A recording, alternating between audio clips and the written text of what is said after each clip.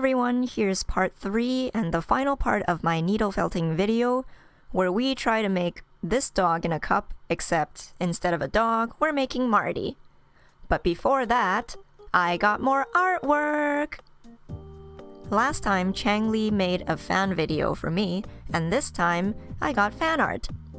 It's based on my outfit in this picture. By the way, please check out my Instagram. And it just looks so cute. She did this on her phone. Everything. I love how she added her own creative touch to make my dress pink, and the keropi pins in my hair are just adorable. And just as I was still admiring that artwork, she surprised me with this one. I really love how colorful this is, and the star cheeks are such a nice touch. Thanks, Chang Li! These are absolutely fantastic, and I always like looking at your art. Next up is this hilarious yet adorable comic by Zamas Wing.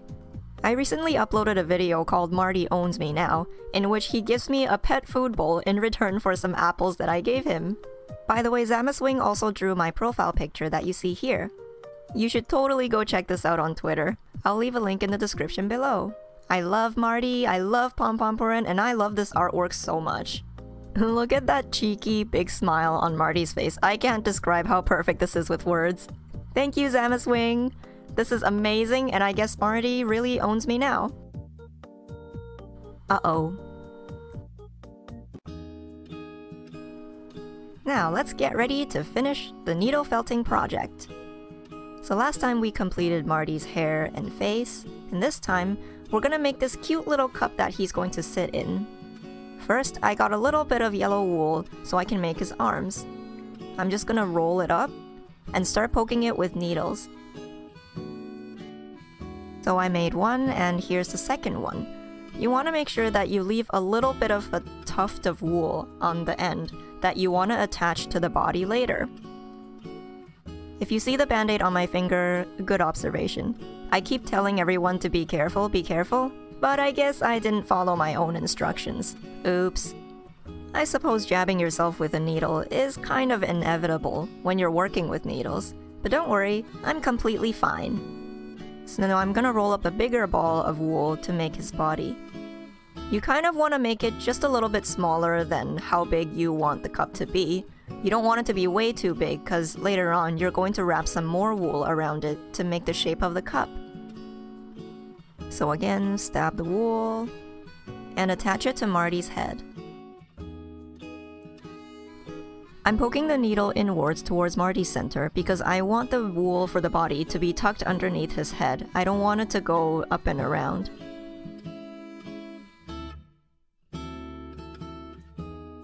And now we're going to attach the arms.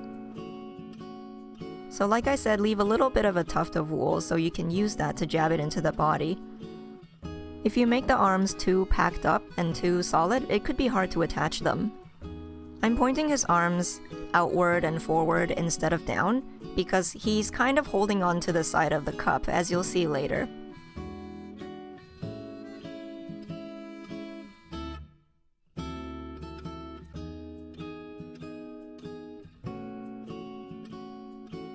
Oh, Marty's reaching out for you. Let's do a little dance with Marty.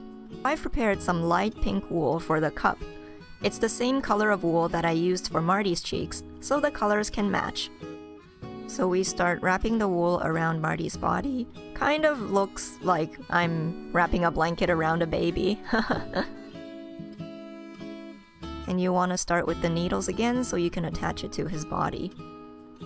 But yeah, don't do this to a real baby. And now I'm speeding up the video again to speed up the process.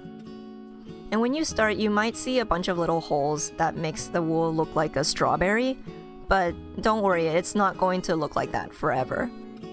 When you get to the bottom of the cup, tuck the wool in so you can get a bit of a solid flat surface so that your Marty figure can stand up by itself.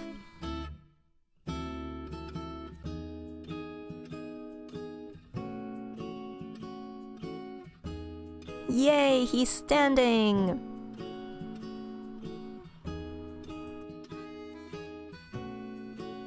Now for the cup handle, it looks like it's a small part, but it took me the longest out of everything else.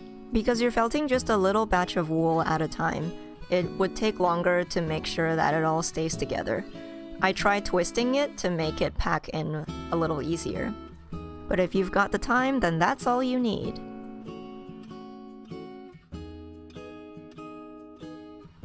Okay, I think we're ready to attach it to the cup. I'm going to hold both ends to where I want them to be and start attaching them with the needle.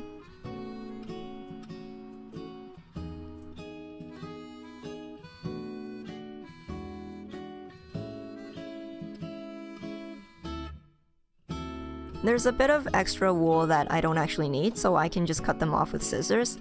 And as for the remaining ones, I'm going to blend it with the cup.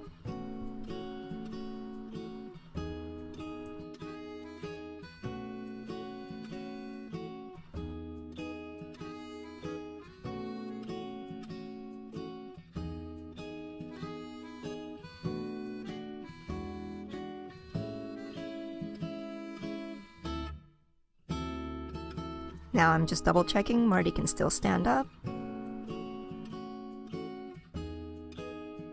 Ooh, we're getting close to the end of the project. Now all we need is the big heart on the cup. As for the heart, get some thin strands of wool, like when you're making the cup handle, because we want to make the outline of the heart before we fill it in. I'm starting from the bottom pointy end of the heart and slowly working my way to the top. Once you get the bottom and the sides all done, you can start making the curvy top part of the heart. The good thing about doing the outline first is that you're always going to have a clearly defined outline, and if you don't have enough red wool, you can just put a little bit more on the inside. It's all coming together!